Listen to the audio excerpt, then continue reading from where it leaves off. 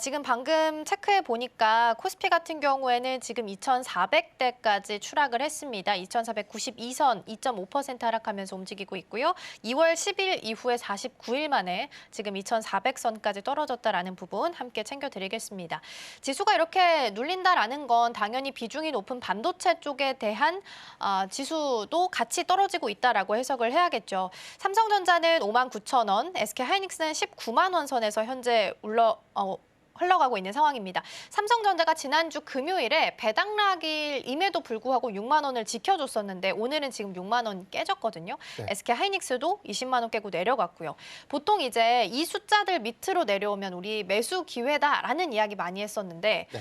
오늘을 기회로 삼아야 되는 건지 근데 그렇다고 하기에는 상황이 너무 안 좋아서 고민하실 것 같거든요. 어떻게 보세요? 네, 반도체 섹터의 경우는 항상 선행해서 좀 말씀을 드렸는데 일단 업황은 선행을 하고요. 최근의 데이터가 단순한 업황에 관련된 계산들보다는 여러 가지 좀 다양한 지표들이 실질적으로 좀 확인된 데이터가 있었죠. 2월의 경우에는 중국의 이관신 정책들이 본격적으로 좀 정책 효과가 좀 나타내졌는데 계절적인 비수기가 한 1분기 정도입니다. 근데 이게 통상적으로 한 자릿수대 성장률을 좀 보였는데 이번 2월 달에는 두 자릿수 성장률을 좀 보였다는 부분이고 지금 트렌드 포스라든가 모건 스탠리에 관련된 보고서를 좀 보면 지금 1분기를 좀 저점으로 지금 업황을 좀 보고 있어요. 그쵸. 이 부분은 1분기 주요 고객사들에 대한 재고가 상당히 좀 소진될 수 있는 가능성이 크다. 특히나 중국에서 확인되고 있는 스마트폰에 대한 출하량들이 좀 더 증가되고 있는 요인들 그리고 PC 부분에 대한 이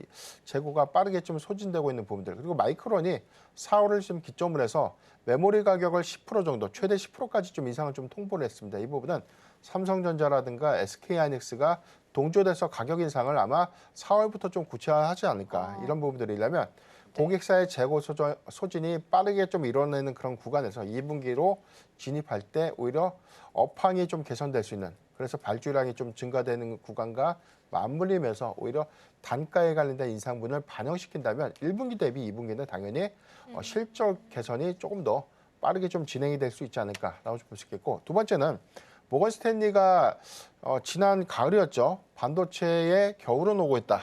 그렇게 좀 언급한 지 한 7개월 만에 해당되는 부분을 약간 좀 완화를 봄으로 했어요. 바꿨죠. 그렇죠. 근데 이 부분을 냉정하게 보면 지금 디램이라든가 낸드 가격이 지난 4분기 그리고 1분기를 좀 저점을 해서 평균적인 가격이 상승하는 그런 반등 요건들에 대한 확인 이 부분을 긍정적으로 좀 평가를 했기 때문에 다만 HBM의 경우에는 이게 일시적인 어떤 이 캐펙스 투자가 좀 더 위축이 되는 그런 요인이라면 오히려 재고량이 빠르게 늘어날 수 있는 부분들이기 때문에 지금 HBM에 들어가고 있는 디램의 가격이 일시적으로 좀 하락할 수 있는 요인들을 부정적으로 좀 언급했다는 점은 우리가 좀 주시를 좀 해봐야 되겠지만 대체적으로 이런 요인들이 SK하이닉스가 조금 더 하락을 좀 하게 된 배경이 좀 되지 않았나. 반대로 삼성전자의 경우에는 레거시 부분에 관련된 업황 회복 기대감들이 재차 좀 부각되고 있는 모습들이기 때문에 지금 가격 지표 선언에서 보면 삼성전자가 6만 원 미만 그리고 SK하이닉스의 경우에도 20만 원 미만의 경우에는 재차 좀 분할 매수 관점으로 접근은 좀 가능한 구간이 좀 되지 않을까라고 좀 판단되고 있습니다. 그러게요. 이렇게 기회를 주면 또 시장 분위기가 너무 빠지고 있어서 여기서 더 빠질까 봐 걱정돼서 매수 버튼 누르긴 사실 쉽지 않은 것 같습니다. 말씀해 주신 것처럼 마이크론도 그렇고 미국의 샌디스크 그리고 중국에 있는 양쯔 메모리까지 디램이나 낸드 값을 올린다라고 이야기했습니다. 그리고 지금 이 기업들이 3, 4, 5위 기업이라서 당연히 1, 2위에 있는 삼성전자랑 SK하이닉스도 같이 가격을 올릴 수 있는 기회가 될 수 있다라는 부분도 함께 좀 챙겨주신 것 같습니다. 그러면 이번에는 SK하이닉스만 떼서 좀 볼게요. HBM4에 대한 이야기가 사실 주총에서 좀 나왔었는데 HBM4 생각보다 빨리 쓰이지 않을 거다. 오히려 HBM3E를 더 많이 쓸 거다라는 시각들이 좀 제기가 됐거든요.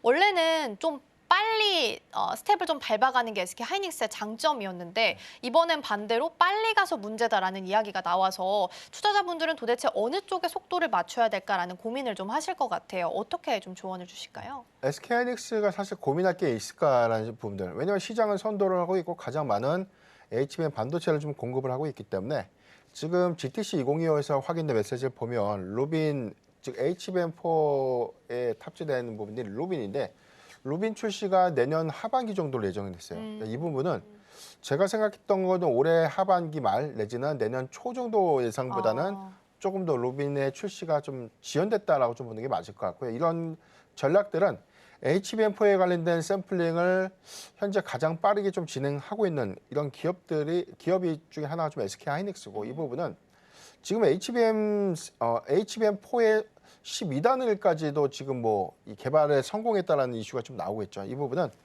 일단 뭐 아직의 루빈 출시에 관련된 구체적인 일정 수립들이 좀 되지 않는 부분들이기 때문에 이번 주총에서의 메시지는 뭐 크게 확대 해석할 의미는 좀 없다라고 볼 수 있겠고 HBM3 12단 그리고 16단 모델이 이번에 이 블랙엘 울트라 부분에 대한 탑재 이게 하반기로 좀 예정될 수 있는 출시 일정들을 좀 고려해 보면 이 부분 역시도 시초에 좀 적용되고 있는 차세대 칩의 경우에는 해당되는 납품 단가가 상대적으로 좀 올라갈 수밖에 없는 요인들. 그렇다면 SK 하이닉스의 이익 기조는 오히려 정체 관점보다는 이게 확장 관점으로 좀 해석을 해봐야 되는 것이 맞지 않을까. 그래서 이 공급량이 물론 이제 뭐 삼성전자의 경우에도 지금 주주총회에서 HBM3 모델에 대해서 네. 2분기까지 공급량을 좀 확대할 것이고 전체적인 HBM의 공급량은 작년에 2배 이상의 공급을 늘리겠다라는 어떤 전략을 좀 제시했기 때문에 이런 관점에서 보면 블랙엘 그리고 블랙엘 울트라로 좀 이어지는 칩의 수요들을 SK 하이닉스가 상당 부분 독점 형태로 좀 가져갈 수 있는 부분들. 그래서 이 부분에 관련된 어떤 우려감들은 좀 다소 좀 과대한 해석이 좀 아닌가라고 좀 판단되고 있습니다. 그러게요. HBM 관련해서 SK 하이닉스는 걱정할 게 없다라는 말씀으로 정리를 좀 해주신 것 같고요. 그렇다면 오늘 지금 2% 넘게 빠지고 있으면서 19만 원 선 지키고 있는데 20만 원 선 밑에서는 또 분할 매수의 기회가 될 수도 있다라는 부분도 함께 챙겨보시면 좋겠습니다.